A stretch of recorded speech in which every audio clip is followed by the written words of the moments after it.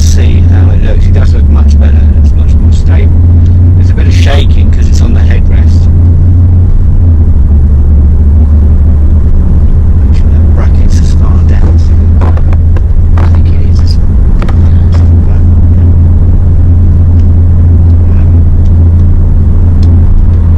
So the next step, test number 3, will be to put the Karma grip in a ring.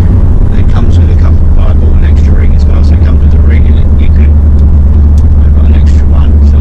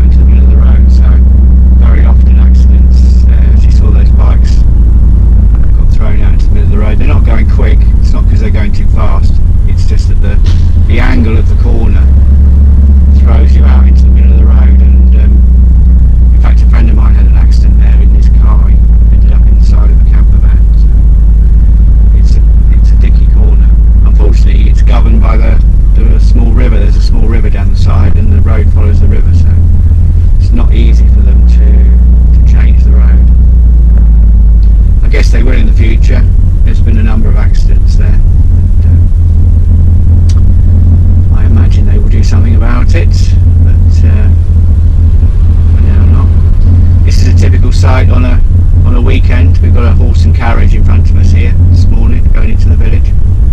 The guys are out running the two horses. They've got them nicely tacked up, and we're following them along. They're moving along at about 18 kilometres an hour, so they're getting along. Two horses trotting. We've got a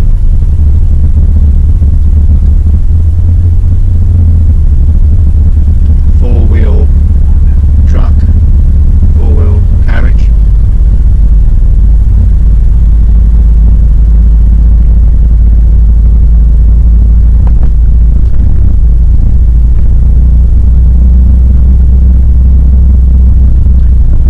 Did just see one of the wheels stop turning actually, so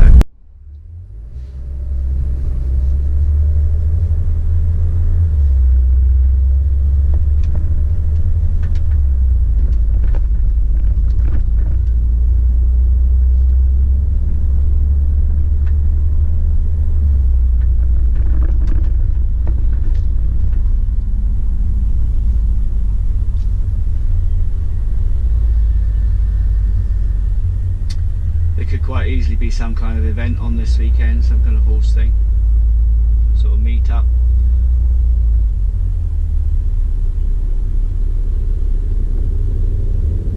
They have various events throughout the year called romarias, which a romaria is a horse festival, if you like. So it's a festival based around horses,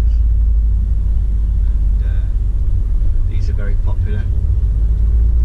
Gets dressed right up, and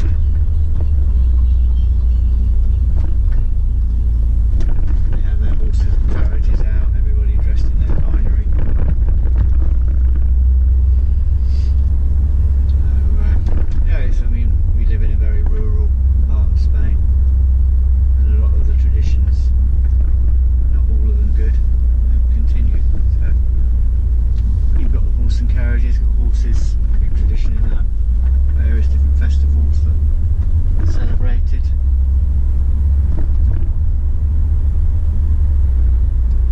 So it'll be interesting to see how this footage comes out in terms of stabilisation. I also noticed that in the video that I made yesterday, Friday, which was very bad, I had also turned the image stabilisation off because it had been in the camera grip, and of course that does the stabilisation anyway, so I turned that off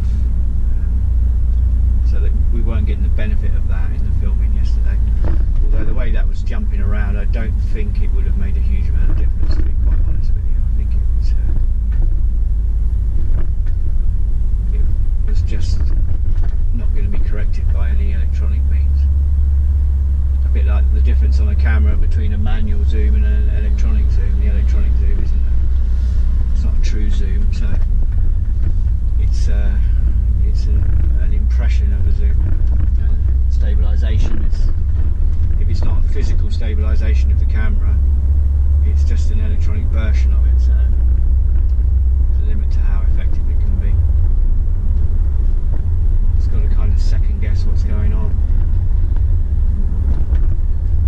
So yeah, as I say, we'll give that a try. That third option will be to put the karma grip in the ring and connect that to the arm in here, and see how that comes out, how that footage comes out.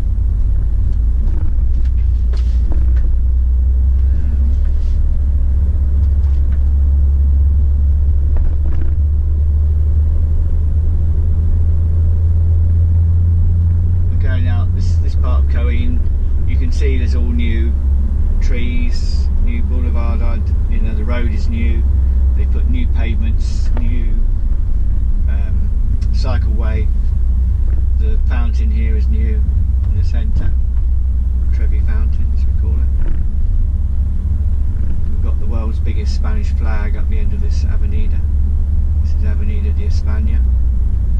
A huge flag on a little roundabout up here. And they've got all different types of trees, and they've designed these lights to match in with the kind of shape of the palm trees. So someone's had a bit of a think about it. Slightly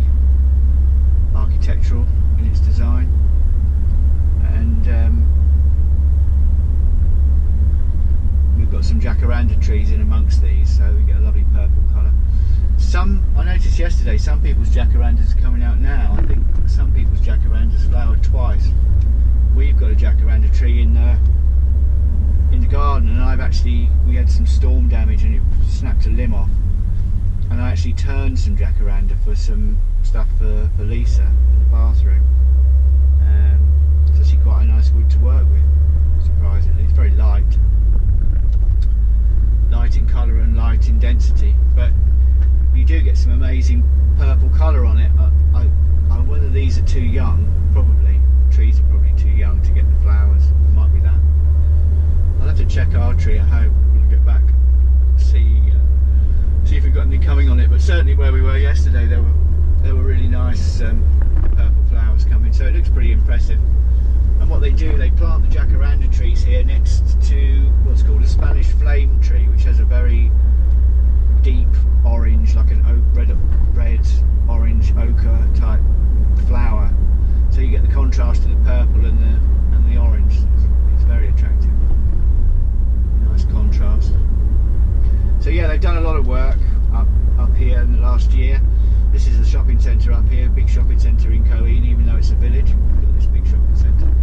And on the right hand side here, they're going to build a kids park. They're just levelling it all now and getting it ready for a kids park. So that is going to be done. Mr. BBR has sent me something in the mail all the way from British Columbia, from the Nanaimo, and it's on its way, and it will arrive in the shopping centre there, because that's where my postal service is. So I go there to collect my mail and any parcels that are sent to me and everything else. He sent it before he came to Sweden with me, but got held up in the customs. They wanted to know what it was and where it came from and everything else, to fill a big form out. Fortunately, you can do it all online, and then just print it out and sign it, and then send it back to them. So I did that the other day, and on the form you have to put an email address on for them to contact you if they've got any problems with what you've put on the form, and I've had nothing back. So I'm assuming by the middle of next week I'll have it, whatever it should be. I think I might be able to guess, but never assume, as someone once said to me. So no assumption.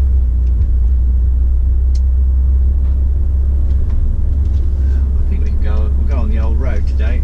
I normally go on the motorway, but it's Saturday, there won't be much on here, and it's probably actually quicker to go this way than it is to drive down the new connection and up to the motorway and down the motorway and then back in again. So we'll take the old road. This road used to be very busy going to Malaga, because it was the only way to go from Coeen to Malaga. But last year they finished the connection here, and so everybody now uses the new road and out to the motorway and down the motorway. So this road has become much more pleasant. Lisa used to have to drive on this every day to go to work, and it's absolutely fine when it's like this and there's not too much traffic, but you can imagine in the evening when everyone's finishing work and trying to come home, it was pretty horrific. And especially if it was dark and if you did have some rain, which is very rare, but if you did, it was pretty horrible, pretty treacherous. So there were always accidents on this road. Nothing serious, but just people kind of slipping off the road and bumping into each other and things. So it's become a much better experience down here, and it's also become a much more pleasant environment for people that live between Coeen and Kartama, because there just isn't the traffic on the road anymore. So there's not the road noise, there's not the difficulty of pulling out of your driveway or out of a side road if you come into this road. So all round it's much better. Just here at this roundabout, if you turn right and drive about a kilometre up that road, there is a honey factory. When I say factory, obviously they're not making honey, but all of the local beekeepers bring their honey to this plant, let's call it a plant, and it's where they put it into the glass jars. So it gets put into these glass jars, labelled, and you can buy honey there, or they distribute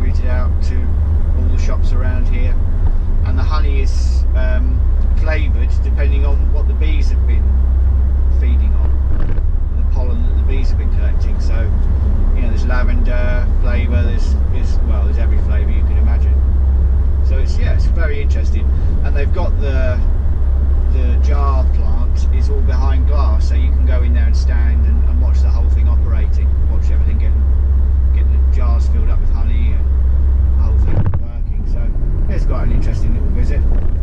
And in the grounds of that location where the plant is, they found some Roman centurions buried, some graves for the Roman centurions. So we know this area was very heavily used and very popular with the Romans. They were growing vines here, growing grapes and making wine in this region when they were here. And it was the village just further over, more south than where I live, not the next village, but the next village over from that, Monda. That is the furthest that Julius Caesar, when he was Caesar, that's the furthest he came south. So he actually came to Monda when he was making his way through Europe, basically expanding the Roman Empire, and he stopped at Monda. So that was the most southerly point that he came to. So yeah, a huge amount of Roman history in this area. Really, if you go out in the countryside, if you know where to go, there's still a lot of Roman construction just kind of sitting around, nobody using it or kind of knowing about it really. It just sits there, but it's very interesting. Well, for me, not for everybody maybe, but I find it very interesting. And to see something that was built in those times and still literally still as good as the day it was built. Now I appreciate that the nature of the Roman Empire and the occupation was that they had a lot of slaves, so of course it was slave labour that actually built these things, but it was Roman knowledge, Roman geometry, Roman building methods, construction methods, which were very, very advanced. So a lot of history here where we live. Interesting Mediterranean history. Depending on whether you wish to go out into the countryside and see that or not. You won't find anything signed. You won't find any indication of where any of this stuff is. You've just got to kind of go out and have a look for yourself. I'm very fortunate in that I've got a couple of enduro bikes here, motorbikes, so can go out riding in the countryside and find this stuff very easily. Go and have a pootle around and have a look. It's not such a bind if you go down a trail and you find it doesn't go anywhere. You can just spin around and come back the other way. Whereas if you're out in a 4x4 or whatever, it's it's just more difficult, more time consuming, and you can cover more ground on an enduro. So we're coming towards the village of Cartama now, and this sits at the foot of these hills. You probably won't see on the GoPro, but there is a monastery on the hill above the village, and that's very attractive. You can go and visit that.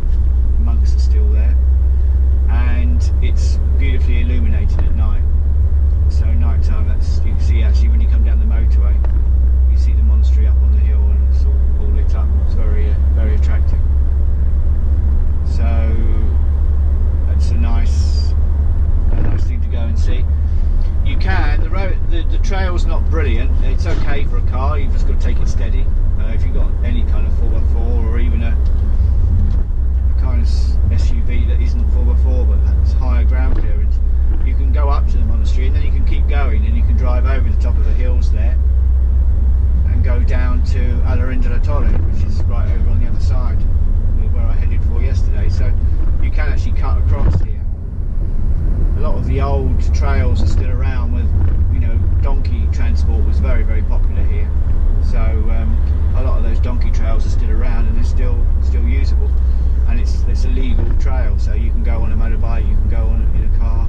There's no restrictions whatsoever. It's an old access road. Okay, so I am coming into Cartama